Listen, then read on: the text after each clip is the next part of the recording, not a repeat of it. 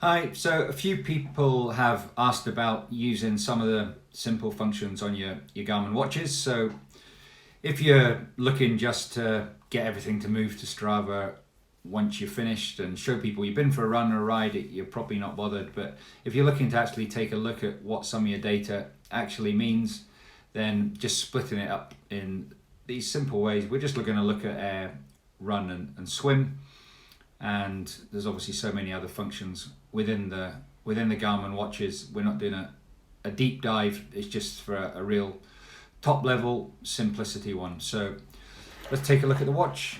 So my watch here, it's a Garmin 945, but as with all the Garmin watches, they all pretty much work and look the same way. It just depends on the functionality you've got built in on the watch. So top right button is going to take me into all the activity options that I have. And as I said, we're going to just focus on the run and swim ones here. So on run, I normally set up 2 run profiles. So this is the first run profile that I have called run. And all that is going to do is when I'm doing any runs with intervals involved. So if I hold down the middle button here, I can get into the run settings page. And as I scroll down,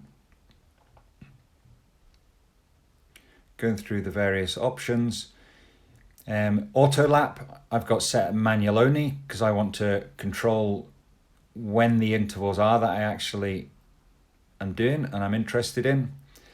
And auto pause is off. Now this is key if you're going to use it for intervals, because otherwise you can't then monitor your rest times. So if I just go back the way here and go into it, and again, we've obviously got the screen. So I've got my screen set up here. I've got the time, the distance and the pace. And then if I go down one screen, I've mirrored that exactly, except I've got it set up for the lap time, lap distance and pace. And that's what I'll use throughout an interval session, is that second screen. So again, to set up that second screen, holding the button down into my run settings, into my data screens, and then I can edit those screens and configure them how I want, set up new pages, etc. So you just need to create a new page yourself there. So let's come back out. So let's do this backwards. So back into the run settings. So I'm on my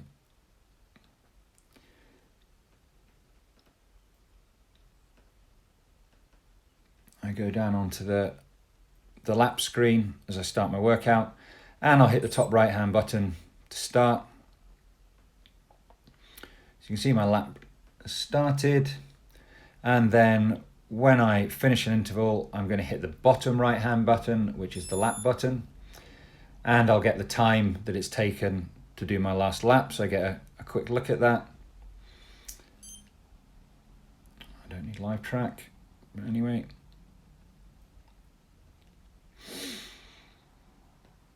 Okay, and now you can see I've got my lap timer running again there. Now, if I'm taking a rest, of course, this time is just going to be counting. My distance isn't going to be going up. I'm going to have no speed going up, but I can see the rest of an interval that I'm taking. Then as soon as I'm ready to go on my next workout interval, I hit the lap button again. I'll start running.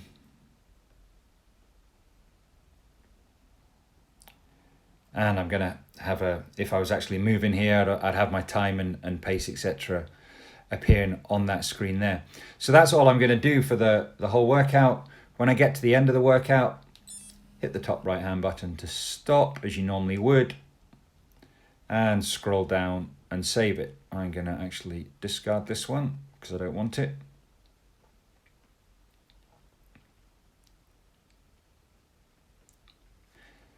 But then normally once you save that, once you get in to see what your data looks like, you can then go through, look at all your laps, and be that you could do that potentially on the watch, and or else within whatever piece of software you're using to analyze your run data.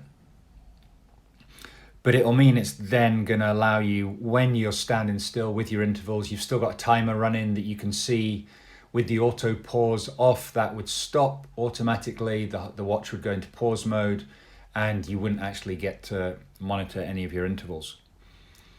So opposite of that, if I go back out, I'm going to create another option here. So if I'm just going for a long steady run, a long easy run, I'm not bothered about intervals or anything.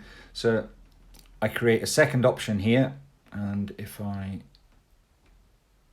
just move through the options, so I'm going to just create one here just to demonstrate. So I'm going to add, I'm going to copy the activity, and I'm going to copy run.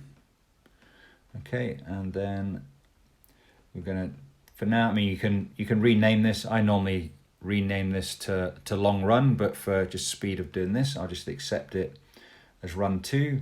My data screens are all going to stay the same. I'm going to scroll down. Auto lap.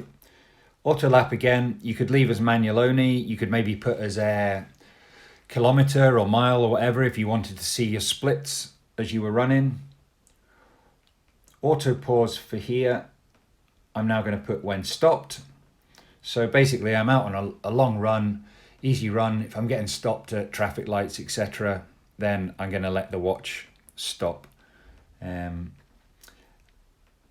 So that'll auto pause. And just going back down again. The other thing you might want to add in is an alert on this one. So potentially if I'm going out on an easy run, I may want to add in and run just in my heart rate. So assuming you've got your heart rate zone set up in your watch, you can pick your heart rate zone, select, for example, it's going to go low alert. I'm going to go, so therefore it's now going to give me when I'm running within my zone 2 heart rate there, it's going to alert me at the sort of low and high numbers, so I can just run along keeping that heart rate zone pace if that was something that you were doing in your training and wanted to do. And once that's all set up, we just hit done. I don't want to set it as a favorite. Okay, so now within my list of activities I do, as I scroll through, I have that run 2 option, and so if I'm going for a long run, I'll now select run 2. If I'm doing an interval run, I'll just use the normal run option. Okay, going back the way. So if we then go to swim,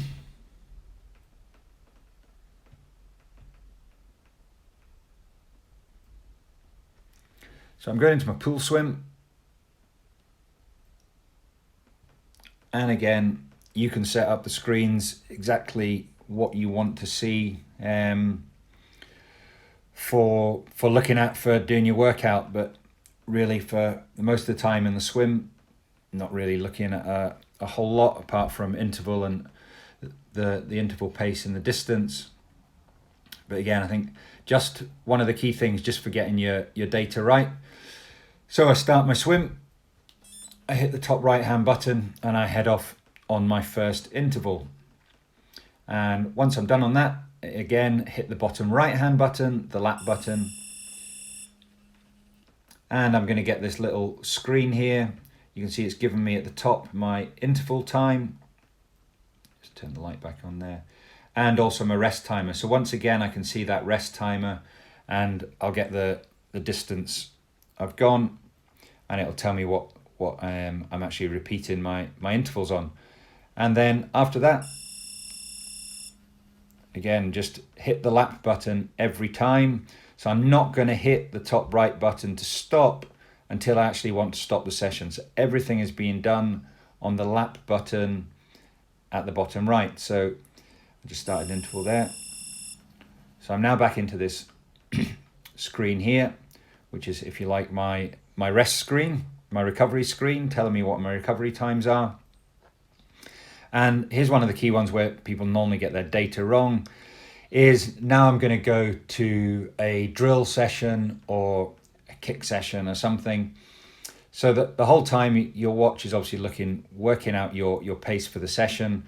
But if I go to a kick session, then it can't really, that's irrelevant to my to what my freestyle pace is, so I don't really want that included. So if I use the buttons on the left side, I can scroll through the various screens until I get to this one called drill log. So anytime I'm not actually swimming freestyle, I'm going to use this drill log. And again, you can see this tells you to use the button at the bottom right. So again, I'm going to start this drill, hit the lap button again, and you can see it's just a timer starts moving, and that's all that's going to happen on that screen.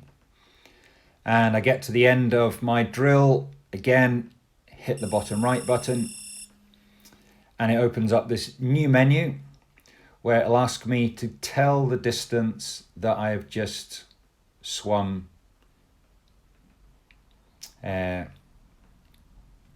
for that last drill. Now you can see this is set up at the moment. You can see some quite weird numbers coming in because I was swimming in a 17-meter pool last, so it calculates based on the lengths. Normally you'd see a 25 meters, 50, hundreds, etc. as the options on this drill distance, but you just pick the one you want. And actually at this time you do hit the top right hand button to select the one you want. It's logged that distance within your drill log, so you've now got the distance included in your set, but it's not including any pacing information for that drill in regards to your actual swim time. So then I finished my drills, I go back to my intervals again. So I just go back to my recovery screen here, hit the lap button, off I go again, finish that, hit the lap button again, and then I get to the end of my session, hit the top right hand button, and it'll then save my session as normal. But now all my data for my actual swimming is going to be accurate on that timing because it's not being messed up by the drill log. And that really should cover everything for the basics on running and swimming, just to make sure you get data that looks realistic when you go to review it later on.